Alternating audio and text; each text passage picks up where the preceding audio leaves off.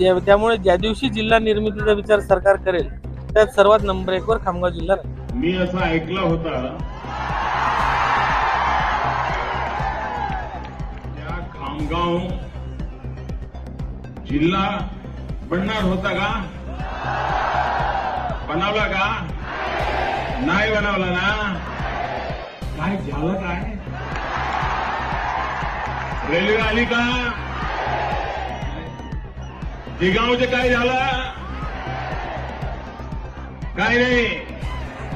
मुख्यमंत्री आले गेले आले। राज्यात लवकरच 37वा जिल्हा तयार होणार का?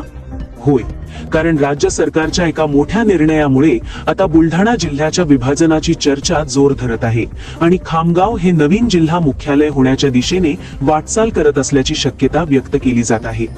2 एप्रिल 2026 रोजी घेतलेल्या महत्त्वपूर्ण निर्णयानुसार खामगाव येथे नवीन अप्पर जिल्हाधिकारी कार्यालयाला मंजुरी देण्यात आली आहे। यामुळे प्रशासन अधिक जलद, कार्यक्षम आणि लोकाभिमुख होणार असल्याचे सांगितले जात आहे। फक्त इतकंच नाही, मेहकर, सिंदखेड राजा आणि खामगाव तालुक्यातील नागरिकांना मोठा दिलासा देत डोणगाव, साखरखेरडा आणि लाखनवाडा येथे नवीन अप्पर तहसील कार्यालये सुरू होणार आहेत। मी या मताचा आहे की जिल्हा करण्यापूर्वी त्याचं इन्फ्रास्ट्रक्चर उभं राहिलं पाहिजे। आज खामगावसाठी आम्ही त्याच्या मागे लागलो आहे। आज खामगावमध्ये आपण पाहिलं असेल आरटीओ कार्यालय आपण पूर्ण केलं, MH56 ही ओळख आपल्याला आली। आज एक्साईज ऑफिस तिथे येते, ट्रेझरीचं काम आपण पूर्ण केलं आहे। SP ऑफिसचा आपण प्रस्ताव पूर्ण तिथे नेऊन ठेवलाय।